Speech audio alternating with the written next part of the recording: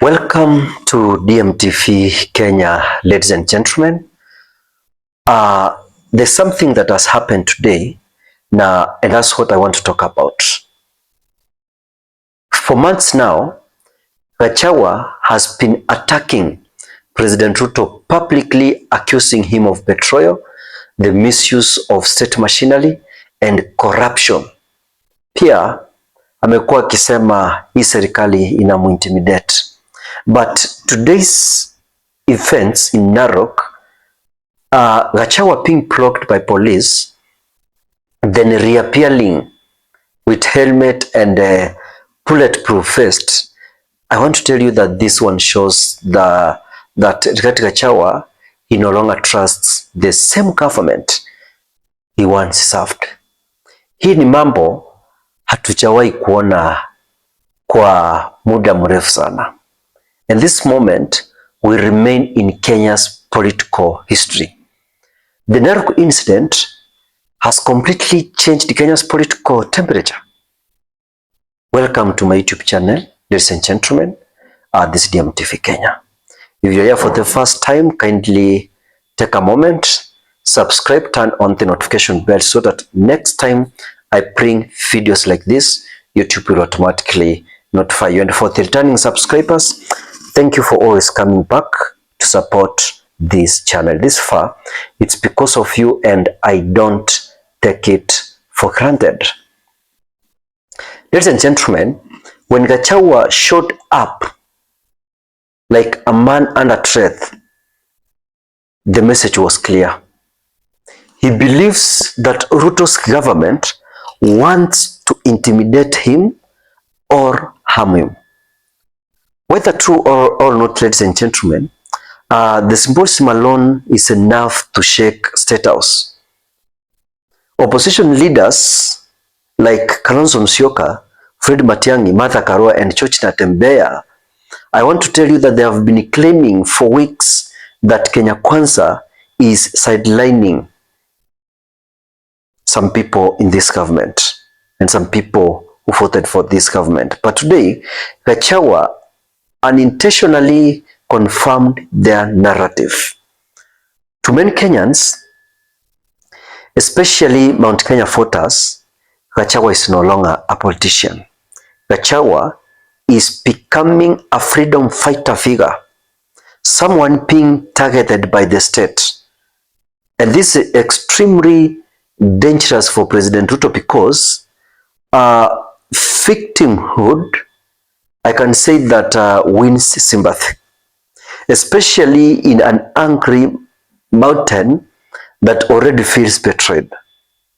So by him daring to continue campaigning after being blocked, I can say that Gachagua has positioned himself as a leader who cannot be silenced by the system.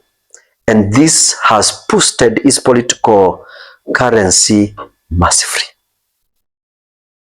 The optics also at some point can destroy the image of stability Ruto wants to project. Gachagua, as a former DB, walking around armed with a vest and an helmet, is a direct message to the world that things are not normal in this country. And this can damage President Ruto's image locally and internationally. Haya ndio tuliona yanatendeka pale Tanzania, and we already know what is happening and what is likely to happen. Politically, ladies and gentlemen, Gachagua has now crossed a line where every move anajaribu kumake puts State House on the defensive. If President Ruto stays silent, he looks weak. And if he attacks Rigathi Gachagua, he makes him famous. Na akijaribu kuarrest Rigathi Gachagua, he creates an instant hero in Mount Kenya. Gachagua is therefore operating from a position of maximum advantage because he knows President Ruto has no winning response.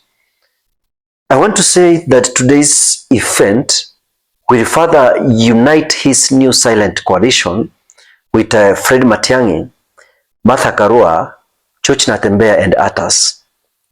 They now have the perfect narrative. The government is turning against its own. No one is safe.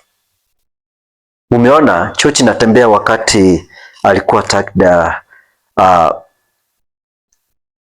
huko Kakamega, some people have used that narrative to put President Ruto down. Gachagua, it has happened. And yesterday, a lot happened.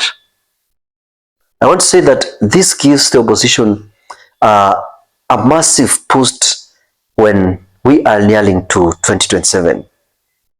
Meanwhile, Mount Kenya is watching closely what's happening.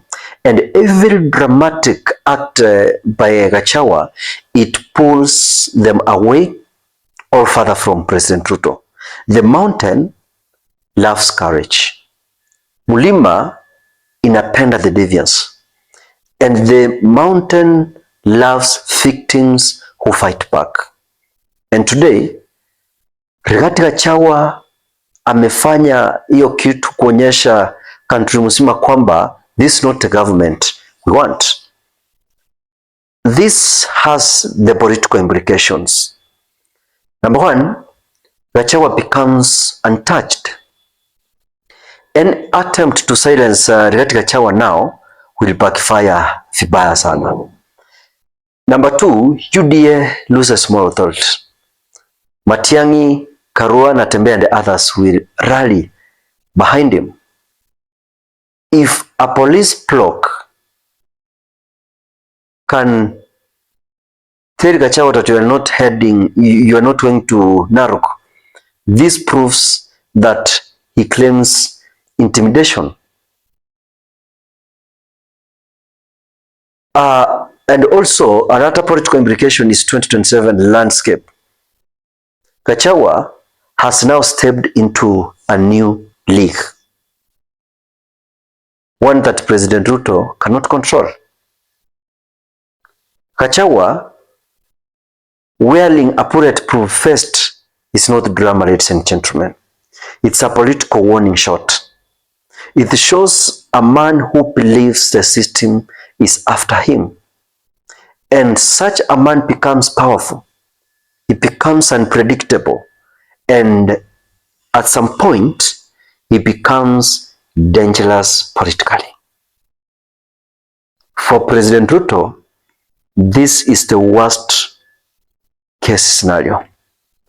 For the country like Kenya, this is the beginning of a political showdown, unlike anything seen before.